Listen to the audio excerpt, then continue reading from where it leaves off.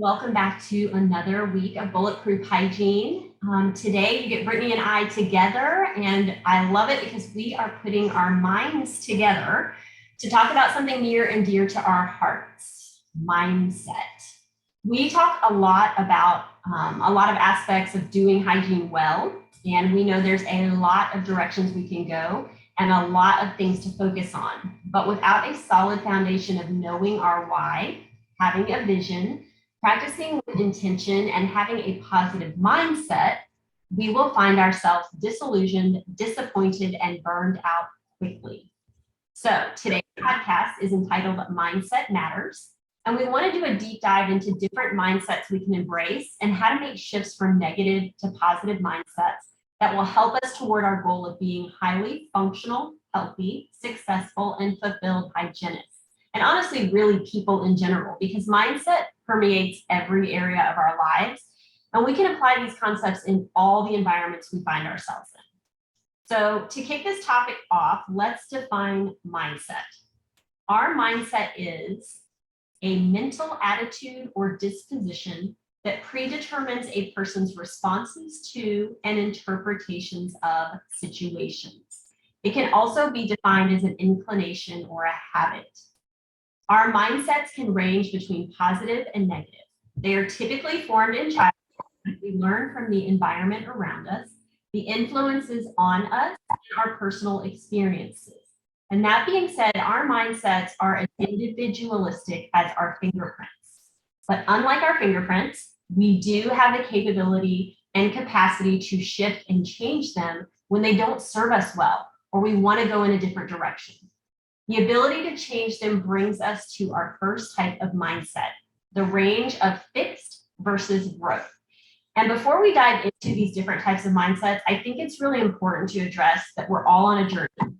There is a big range between these mindsets, and it's going to look different for each of us, and we'll all be in different stages of growth. So, and I want to say that we're never going to be at the far end of one pendulum versus the other. I think there's just always room for shifting. So I want to just make that point as you kind of listen to the differences of these. You're not going to find yourself, 100% on one end. There's a range. So just know that. So Brittany's going to kick us off with versus growth mindset. Yes, and these are probably the most commonly known to the public, to everyone, just generally because of Carol Dweck's book, Mindset, The New Psychology of Success. But and it's something that Charissa and I talk about in our Bulletproof Summit presentation, a lot of our masterminds. We talk about it on our Mighty Networks. It really encompasses a lot of whether or not we are willing to take risks to grow and learn. So I'm going to dive right in here to what is a growth mindset? How can we cultivate growth mindset? What does a fixed mindset look like? Like Charissa said, we're all on a spectrum of, in certain areas of our lives, we may be more growth oriented, and in certain areas of our lives, we may be more fixed. And there's a lot of reasons why that could be. So it's not about kind of looking at something and saying, is it right or is it wrong? It's about gaining and building awareness so that we can continue to develop and evolve as people and professionals. So first things first, what is a growth mindset? And you may have heard about a growth mindset in discussions of popular psychology and social trends. So from TED Talks, books, quizzes, seminars, there's an increasing amount of discussion about this idea, but you may also be wondering, what exactly is growth mindset and can it actually help you succeed? A growth mindset means that you thrive on challenge and you don't see failure as a way to describe yourself, but as a springboard for growth and developing your abilities. Your intelligence and talents are all susceptible to growth. And as I mentioned before, Dr. Carol Dweck of Stanford University first talked about the power of mindset nearly 30 years ago. Carol Dweck and her team became interested in the attitude of students when it comes to failure. After studying the behavior of students and children, the term growth mindset came about. And simply put, this mindset means that if you believe in your ability to become better through hard work and help from others, Dweck says this growth mindset is based on the belief that your basic qualities are things that you can cultivate through your efforts. Although people may differ in every which way in their initial talents and aptitudes, interests, or temperaments, everyone can change and grow through application and experience, which gives everyone a lot of hope. So 8 ways to develop a growth mindset. So the first way is listen to the mindset voice inside of you. Internal dialogue like, what if you fail? Or if you don't try, nobody will see you fail, means that you have a fixed mindset voice inside. It's important to listen to your internal mindset voice so that you can truly discover what type of mindset you have. This is the first real step to successfully changing your mindset if that's what you want to do. So the second thing is recognize that you have a choice. You understand the mindset voice inside of you is telling you not to try, to protect yourself from failure. Now the choice is up to you. Will you listen to the voice? The third thing is talk back with a growth mindset voice. So instead of falling for the fixed mindset voice, talk back to your internal dialogue with a new mindset. Say things like, I'm not sure I can do it, but it will be worth a try. Or if I don't try at all, it is a failure. There's no dignity in that. This new voice will help you drown out the fixed mindset voice that is crowding your thoughts and ambition. Number 4 is practice. So put yourself in situations that are challenging to help you practice your new voice. School, for instance, is a great place for you to start to practice a mindset of growth. With new challenges around every corner, there's many opportunities to thrive from setbacks and trials. The 5th thing is to find outside help. Cultivating a growth mindset isn't something that can be done alone, really. You'll need outside help to offer encouragement and advice. So as you listen to others with a positive mindset about your situations, you'll start to say those things to yourself as well. So sometimes if I have, a thought, a fixed mindset thought, and I share it with Charissa, she can perhaps share with me what would work for her or what has worked for her in the past to overcome a similar thought or mindset. So number 6 is stop seeking approval of others. While you need outside help, you also need to stop worrying about the approval of others. Comparing yourself to others, focusing on how you look to others, and hiding failures are all hindering you from developing a growth mindset and finding success. Keep focusing on yourself and how you can grow and stop worrying if others are looking at your progress. Chances are nobody is. Number 7 is replace the word failing with learning. As you come to recognize that failing is just a new way of learning, you'll stop being so afraid of it. By embracing failure as an opportunity to continue learning and growing, you'll be on your way to understanding what a growth mindset is really all about. And number 8 is take growth mindset action. You need to follow through on the actions your new mindset voice tells you to take on. Sometimes you may not succeed, but that's okay. As you practice talking to yourself with a growth mindset and follow through on the actions, you'll cultivate the mindset of growth that you desire over time. So a growth versus fixed mindset. If everything has an opposite, a fixed mindset is the opposite of a growth mindset. So a fixed mindset is the basic belief that you can't change your talents, traits, and basic abilities. In other words, you have certain innate abilities that you're born with, and that's it. A mindset that's fixed assumes that your character, intelligence, and creativity are unchanging, and nothing you can do will impact them. Achievement for a fixed mindset is the belief that it just confirms your inclination toward a trait or your intelligence. No effort or hard work will impact your achievements if you have a fixed mindset. This means every situation is a way to prove yourself, to prove that your given abilities are enough to bring success. This means that there's no reason to try new things because you won't have any growth. New skills that you don't believe will come easily to you are out of the question. Failing at them will mean that you're unintelligent and a failure as a person if you have fixed mindset. Dweck says that having a mindset that is fixed can be unhealthy and won't benefit individuals. And this is a quote by Carol Dweck. I've seen so many people with this one consuming goal of proving themselves in a learning setting in their careers and in their relationships. Every situation calls for a confirmation of their intelligence, personality, or character. Every situation is evaluated. Will I succeed or fail? Will I look smart or dumb? Will I be accepted or rejected? Will I feel like a winner or a loser? New research indicates that our brains are malleable, and someone with a mindset that's fixed can change to a different mindset. They found that those that do change to a growth mindset are more motivated and successful. So the last part of this is how a growth mindset will help you succeed. It's true that most cases, or that almost everyone has certain talents or areas where they really excel. Some really find that math comes easily for them. Others are instinctively creative. Some can memorize facts with ease, and others excel at writing. No matter what your natural talents are, your strengths and weaknesses alike can be improved with a growth mindset. And students or individuals that come into their life with attitude of I'm not good at this rarely success. The people who accomplish the most display determination and discipline, not just natural talent. Individuals and companies that foster growth mindset are able to tackle complications, overcome obstacles, and work harder to find success. They don't give up easily and understand that setbacks don't indicate that they are not good enough. Yeah, I think in hygiene, this is something we have to be really mindful of because we know that hygiene is constantly changing. We're in an exciting part of our career where, new technologies are coming about and new research is coming forward. So, we've got to be able to evaluate where we are on the spectrum. And if we do find ourselves more in that fixed mindset end, it's worth taking a step back and saying, hey, what can I change here? What is the mantra playing through my head that's keeping me from being my best for my patients and being my best for our team? So I love that fixed versus growth. That's a big, big deal in life everywhere. And I want to cover a different aspect of mindset, and this is closed versus open.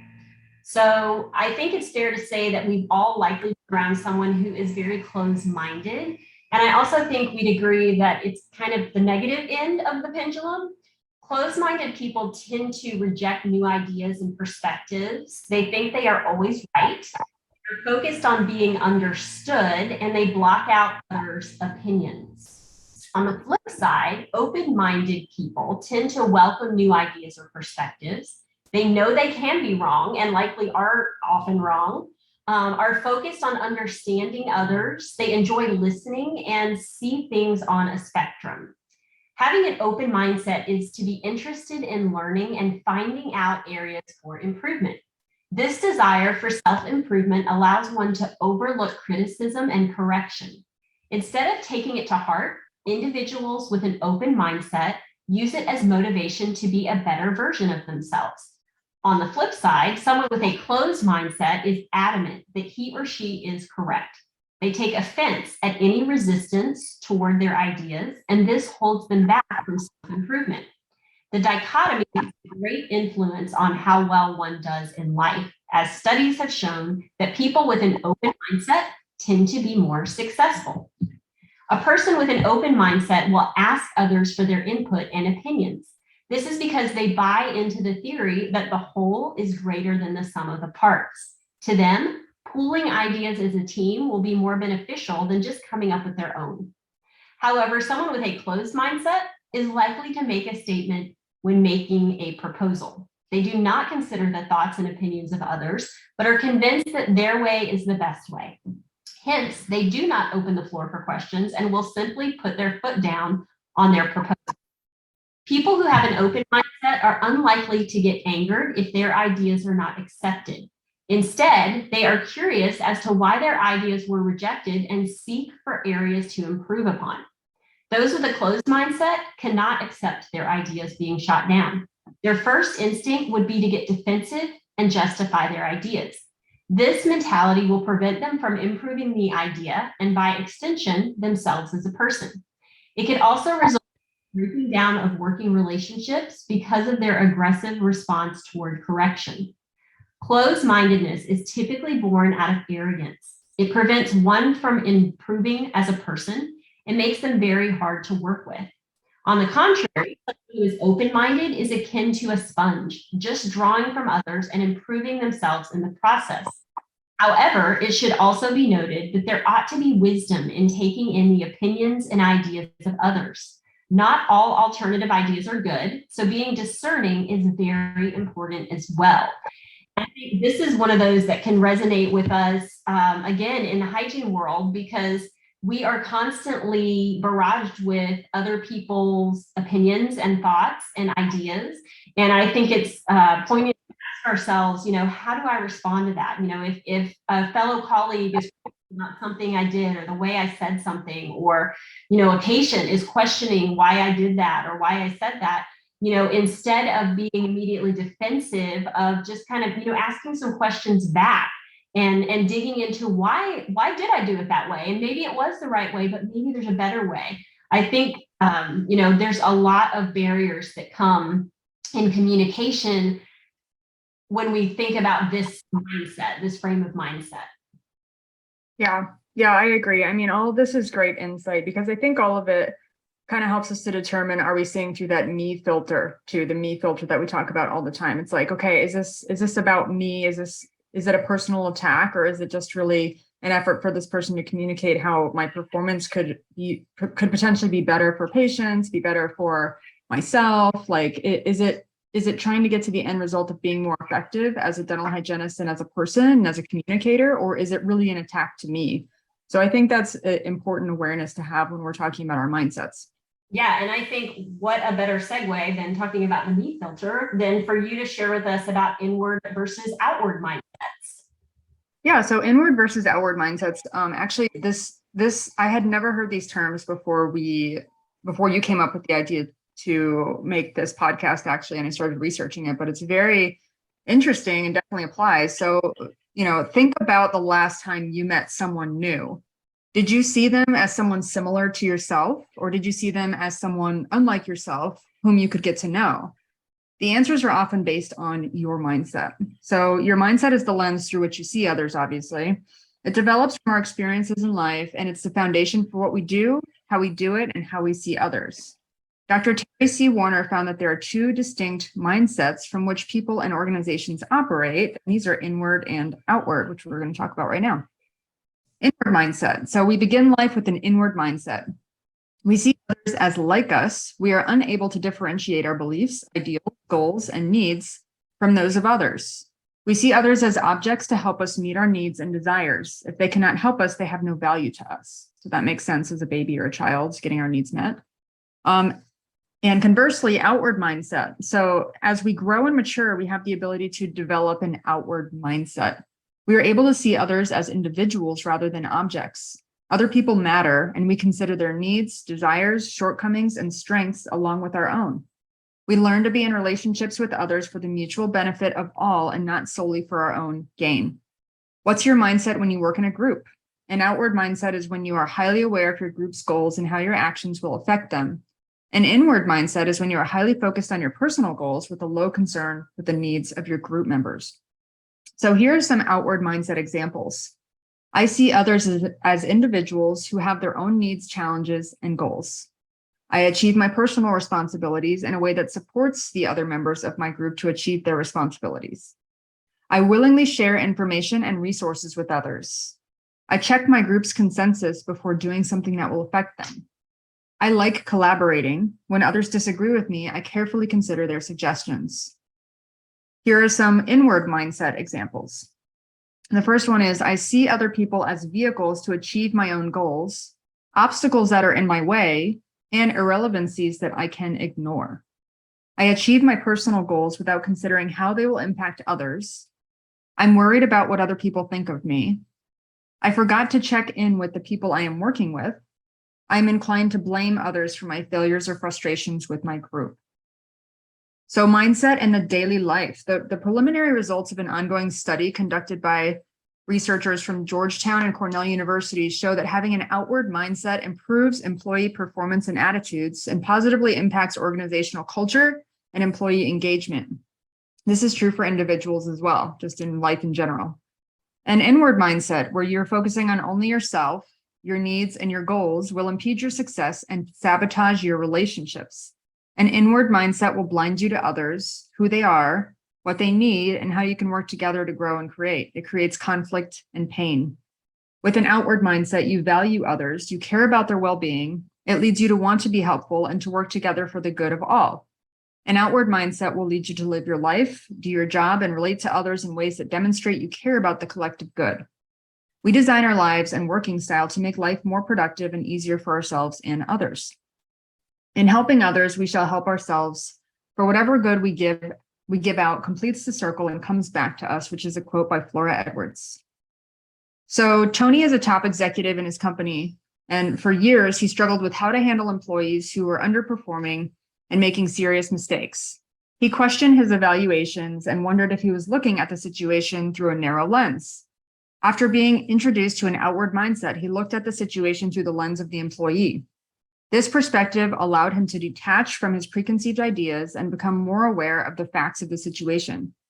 Tony began to find more creative ways to deal with problem employees. In some instances, it helped him to realize that the employee was not a good match for his company. Another example is Tamara and her partner had the same fight over and over again. Tamara believed that her partner didn't find what she wanted and needed to be important. She began to look at the situation from the viewpoint of her partner. What she realized is that her partner was working to change and had made some small changes. She also realized that her partner had different standards than she did. Tamara was able to begin a conversation about their differences, and together they created a solution that they could both live with. When you are focused only on your own goals, you miss the opportunity to work with others for greater creativity and achievement. With an outward mindset, however, we can see others as people who matter as we do. We account for their needs, challenges, and objectives. Our focus shifts to collective results. So here are 4 ways that outward mindset can improve your life at work and in your relationships. The first way is it helps you to become less conflict prone and more solution focused. So prolonged unresolved conflict consumes energy both physically and emotionally. It undermines relationships even if there is a peaceful truce. Instead of living in a fear-based mentality that believes that you always have to be right and everyone is a rival, you can have a spirit of cooperation and assume goodwill. The second way is that it helps us to see difficult conversations in a new light. So rather than seeking out who can be right, conversations become about how to reconcile differences, create win-win solutions, and work for the mutual good of all. Conversations seek ways to maximize everyone's talents and focus on creative solutions to best meet the needs and desires of everyone involved. The third thing helps us to become more aware of reality rather than being reactive. So an inward mindset leads us to think only about the impact the situation is having on you. The impact you are having on others goes unnoticed. An outward mindset causes you to not think about or be aware of how you affect others. Changing this is going to lead to increased cooperation with others. And the last thing is having an outward mindset can help us to increase creativity. So an outward mindset is the belief that there is enough to go around. We cannot get everything we want all the time, but we can work towards solutions, take into account what everyone needs. This dramatically improves relationships, increases performance, sparks collaboration, and accelerates creativity. Yeah, I think with us being as others-minded as we have to be, to take care of patients all day and to take care of our team, this is one of those things, like you said, this isn't commonly talked about, this inward versus outward, but it's really interesting. And I think it really is crucial for us to do an assessment on that and kind of figure out where we fall in that range, because if we're going to take care of others well, we got to be able to be outward focused. I'm going to switch to our last segment of mindset, which is prevention versus promotion. This has more to do with how we approach reaching our goals. And it's one of those, are we playing it safe or are we putting ourselves out there? A promotion mindset is how much your goals are oriented around trying new things, advancing your values, and working outside your comfort zone. A prevention mindset is how your goals are oriented around meeting your responsibilities while taking as few risks as possible. So some examples of promotion mindset are, I see my goals as an opportunity to gain something. My focus is on playing to win. I frequently and confidently take chances to achieve my goals because I plan for the best case scenario. Some might call me an optimist. I experience more errors because I take more risks, and I'm not afraid of making mistakes. I am often unprepared with a plan B if something goes wrong. The worst things when achieving my goals are an opportunity not taken, an unearned reward, or the missed chance to advance. I thrive on positive feedback and lose steam without it. Conversely, a prevention mindset says, I see my goals as a responsibility and my priority is to stay safe. My focus is on playing not to lose. I stick to what I know because I plan for the worst case scenario. Some might call me a pessimist. I work slowly and deliberately to reduce errors. I have strong analytical and problem-solving skills. The worst thing with achieving my goals is making mistakes. I am uncomfortable with praise or optimism about the job I have done. And I think we'd be remiss if we didn't address what I call the preventative versus reactive mindset. And this is specifically when it comes to dental hygiene. We as hygienists are touted preventative. Consider our COVID protocols when we were put on sidelines because what we do is considered preventative. And insurance considers what we do preventative, but we know the reality of our current stats when it comes to disease in this country. And sadly, most of us are practicing out of reactivity. We are reacting to active disease and infection. And I would say, handedly, that's probably 80% of the patients we're seeing, if we're being honest, where we are all reacting to disease versus true prevention. So my hope and dream is that we will one day truly be preventative providers. But I think it's important to make the distinction when it comes to our mindset. And I say that because if we think that just scraping some calculus off this copy paste are going to save the day, we know we are sadly mistaken. We have to do more and be more and step into the role of healthcare. So, and that being said, in the prevention versus reaction mindset, we can't be afraid to try something new. There's a lot of different technologies out there. There's a lot of new products coming to market. We can't be stuck in our I don't know that, I'm not comfortable with that, I haven't tried that. We have to be willing to get out of that comfort zone and take a risk and be willing to fail in order to succeed. And I'm feeling that right now in my own practice, as I'm looking at a lot of post-testing, I'm learning and realizing, oh, what I did the first time didn't work. We got to try something different. And not afraid to say that, and not being afraid to walk through the journey with the patient towards that. It's not just a one and done. And we tried that therapy. Okay, we're done. It didn't work. It's being willing to be wrong and fail. And I think when we're dealing with such a multifactorial issue of patient care and post-response and immune system and lifestyle factors and bacteria and virus and molds, we're up against it. So we're willing to fail. Yeah, and even if there weren't so many variables, I mean, it's still just anytime we are learning something new, like, I don't know, it's sometimes really difficult for me to wrap my head around being with sucking at something at first. Yeah. Something that seems simple to other people, that's like that can be a really tough thing for me. But it's also been like when I'm able to step out of that feeling or belief that like it means something about me if I'm not good at something, like those are the times when I have absolutely experienced the most growth in my life, including us getting on stage for Bulletproof, summit. Like, I think that was out of both of our comfort zones. Yeah. I'm definitely not a comfortable public speaker, and there were some bumps in the road for sure, but it's been a great experience. It's been an incredible growth experience. Yeah. Well, we don't grow if we just do the same thing over and over and over. And that's what's in our comfort zone, right? So it takes that being comfortable with getting uncomfortable, I think, to really grow and find more passion and more excitement. 100%. Yeah. So at this point, we may be realizing we have some work to do on the mindset front. Where do we even start? Addressing this can be hard. And again, like we've said, a lot of this is coming and stemming from childhood experiences, from lifelong beliefs and attitudes. So don't think that these things are just going to change overnight. But, I know Brittany talked about some ways to kind of, shift your growth versus fixed mindset. But I want to just, as we think about all of these different mindsets as a whole, I want to talk about some things we can do, some steps we can take to start making these shifts.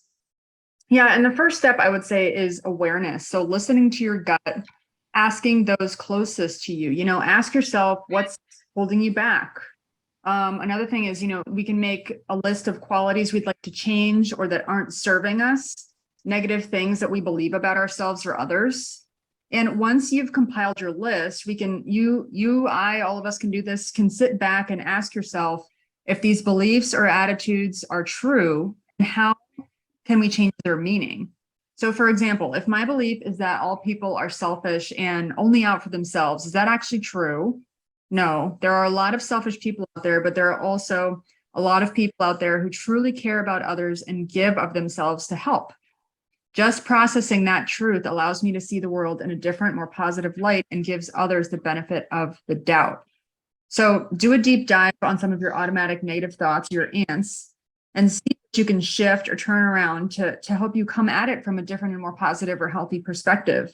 And in my experience, whenever I do things like this, it's helpful to look at specific examples and to see things on a spectrum, because I don't want to just say, there's a lot of selfish people out there. Like there are people I think who are more self-oriented, who may have that inward mindset, but I think we all have the potential to be selfish and all have the potential to be like more others focused and selfless and kind of, giving. So I think it's okay to say like this person in this situation, in my opinion, acted more selfishly, but you know what, in this other situation, they really helped me out and they really went above and beyond to make sure that my life was okay. And they checked on me or think of times when, you were at a disadvantage. Like if my car breaks down and I'm on the side of the highway, and someone stops to help me. That's a great example of like, oh, someone went out of their way to help me. So it's not, if I have a belief that the universe is cold, people are unhelpful, they're unloving, they're not safe.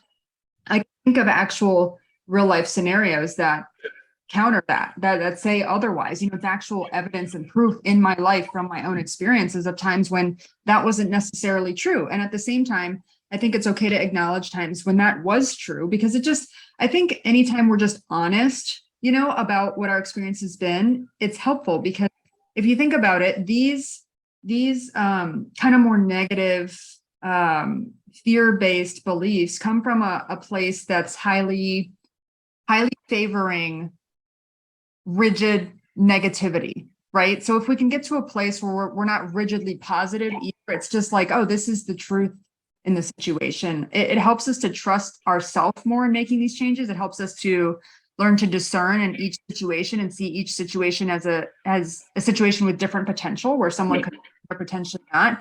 It's not as rigid, and it kind of helps me to trust more in the process, trust more in others, trust more in the universe, whatever you think. But that's just helpful. It's a helpful come from for me. Yeah, well, and I think the reality is for most of us, those negative things honestly stem from fear at the beginning. Mm-hmm. We're scared of getting hurt. We're scared, something doesn't feel safe, and so fear is a liar, and it holds us in all the wrong places. And at first, that's a safety mechanism, right, that we put in place. But there's a lot of psychology around if we kind of think the same thought pattern over and over and over, it creates these kind of rigid, like you talked about rigid, it creates these kind of deep troughs in our brain, and mm-hmm. It becomes very automatic. So what started out as a safety mechanism because of some fear, over time and over the years, now has become an automatic response to any of those triggers. Mm-hmm. It doesn't even allow us, because it's so automatic, it doesn't even allow us to weigh what's actually true or right in that scenario, because it's just become the norm. So yeah, I think it's, giving yourself some grace that, hey, this probably started from a place of self-protection and fear, but you don't have to stay there. So it does take, like you said, gaining an awareness of what are these thoughts that that are so automatic, you can't even, slow down to process. So yeah, I think that's the first most important step. I think the second step is to accept that perfection is not obtainable. Hear me, hygienists, say this. Charissa, hear me say this. Perfection is not obtainable. We tend to carry around the idea of what things should be in our heads, but the truth is that no one around us are mind readers. And our own idea is just that. It's our own. It doesn't necessarily mean it's the right way or the only way. So we've got to stop criticizing things that don't align with our ideal, give grace and space, open ourselves to maybe realize our ideal isn't so ideal. We have to stop expecting things to go right or wrong and just let them unfold without the heavy expectations. And I think specifically in hygiene, as I was saying earlier, I 26 years into this, and I'm realizing that the desired outcomes I wanted aren't coming to pass in all cases. And instead of just getting down on myself and saying, that's it, I'm done, I'm out, can't do this anymore, I've got to step into it and say, ideally, yes. Ideally, I would like to have this magic bullet of this particular rinse or this particular probiotic or whatever that looks like. And I just drop it in the patient's mouth and it's all good. And we never have to have that conversation again. But the reality in hygiene is we're never going to arrive. So we've got to let go of that perfectionism and accept what is and move forward in that and just keep taking steps. Yeah, and accept that we don't have all the control, right? We just have all the control. We don't know all the answers, and that's just what it is to be in medicine in general, So another thing that's really helpful just in life in general for our happiness and for our contentment, but also regarding our mindset and our ability to take risks is it's important that we stop comparing ourselves to others. Always going to be people who are better looking, who are happier, who have more money, who are smarter, more talented than you and than me. We can't be the best of the best. This is unrealistic for us to expect that, we've got to be the best of the best. And by comparing myself to myself, instead of being negative, can be supportive and gently push ourselves toward our goals. And this is really just empowering because it's another way to help us to see ourselves as a part of a community and to see our skills on a spectrum. And that helps us to be more willing to learn, to ask help, to not be so critical of ourselves. Because I don't have to be the best. And if I or you or anyone stops and asks ourselves, what would the end result be? If I was the best of the best, what would that mean about me? Because sometimes I think we make it mean that we'd be more lovable, we'd have more friends, we'd be happier, but I guarantee that that's not the truth. I guarantee that's not the case. The things that we think being the best will bring us, I think would just be empty. It might feel the same as we feel now. It's about being able to have acceptance for who we are. Anytime we can accept who we are, where we are, what we actually bring to the world in a realistic view, I think the happier we're going to be, because self-acceptance is a really important step in self-love, self-care, all of that stuff. It's going to bring us a lot of fulfillment and enjoyment in life. And I think that sometimes when we're so focused on being the best, we forget that that's actually what we want and we can have that now. Yeah, I like what you said about comparing yourself to yourself, because here's the thing, when we compare ourselves to others, we're never going to be that other person. Right? Mm-hmm. That's not even obtainable. There might be traits that we admire or, talents that they have that we think are cool, but we're never going to be that other person. Mm-hmm. That's again, with that perfectionistic thing, that's not even what we truly even want. So why would we do that? I think comparing ourselves to ourselves am I being my best self is I think where it's at, am I the healthiest? Am I, growing? Do I have the right mindset? Comparing yourself to yourself and am I growing? Am I moving forward? I think is where the magic happens. But I think the reality is we do compare ourselves to others a lot. And it's so dangerous because we don't truly want that. We don't want to be someone else. We don't want someone else's life. Mm-hmm. So I think it's just being very mindful of that. And it's a trap we fall easily. I think the next step is accept the fact, and you said this earlier, accept the fact that you can't control other people. Their thoughts, their words, their actions. So you got to let go of any anger and disappointment you've accumulated from people not acting the way you want or feel like you need them to. And obviously it's healthy to address issues you have with others. I'm not saying that. If you got things that are quality of life, and you should do that. You should have conversations. But at the end of the day, we all have the right to do what we think is best for ourselves. And the reality is we may not see eye to eye. That may be the end of, we don't agree on that. And that's okay because we're different. This does not apply to a dangerous or unhealthy situation. But I think we waste a lot of time and frustration feeling like we want to control what's happening. I've learned there's times when I know I'm behind in my schedule and the exam's going long and the doctor's talking and I'm in my head going, oh my gosh, I can see the dominoes falling of what that's going to do the rest of the day. And I've started to just take a deep breath and unclench my fists and just say, it is what it is. And I can't change this. So how do I go forward? How do I, Is there another room I can put that next patient in? Like I start thinking strategically instead of just standing there and getting upset about it because it's not going to serve me. I can't change, I can't control it. So what can I do to make the situation work? Right. Yeah. And I love that immediate reflection. And probably that's something that you've practiced over a long time. It's like this situation, you've done everything in your power to change the situation. The situation isn't currently different. So how can I move forward and make things as good as it can be in the current reality? I love that. So focusing on, being positive, embrace gratitude, surround yourself with people and environments that lift you up and foster your growth. It's really helpful to keep a gratitude journal, get out in nature, get active or creative or whatever brings you peace and joy, take a trip, see something new, find quotes that inspire you, read books that teach you, listen to podcasts that grow you, and share what you love with others. Positivity breeds positivity. Look at your circle. What are they feeding you or are they bleeding you? So your closest knit circle of people you talk to daily, weekly, monthly, the people you interact with the most, are they adding or subtracting to your life and your ability to evolve and grow? It's an important question to ask because no one has control over us, but they have influence, right? If we allow them to have influence, and proximity is some influence. We've got to admit that. So not control, but influence is it's a real thing. We have influence on those around us too. Yeah. And we're, like you said, positivity breeds positivity. Just if we think negative things over and over and over, and that just becomes automatic for us, positivity works the same way. So if we'll focus on getting positive and staying there and getting repetitive with that, we'll see a big shift. I've seen that in my own life.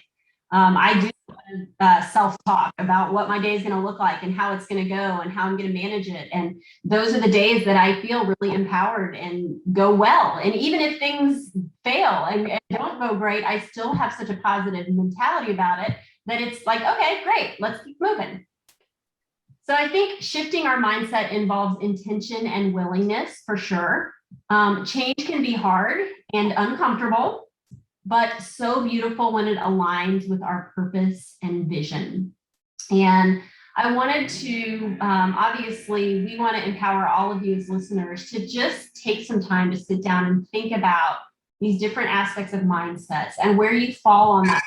And if there's room for growth or if there's a desire to make a change, come share that with us on our Mighty Networks. That is what this community is for us to say, hey, this is where I'm at. How did you get there? Or this is where I'm at. Let me tell you where I was. I think it's so important to, again, positivity breeds positivity. So come, if you haven't yet, join us on our Mighty Network. It's a free app that you download, search Bulletproof Hygiene, free to join, and come bring some positivity so that we can grow and all be better. And I wanted to wrap up today with a quote that I found. John Gordon, he's the author of The Energy Bus. And I just wanted to leave us with this week. No matter what anyone says, just show up and do the work. If they praise you, show up and do the work. If they criticize you, show up and do the work. If no one even notices you, just show up and do the work. Keep showing up, doing the work, and leading the way. We got this, Bulletproof Hygienist. Here's to a fabulous mindset and a fabulous week, and we will see you all next time. Bye-bye. Yes, cheers to that. Thanks for being here, everyone. Have a great week.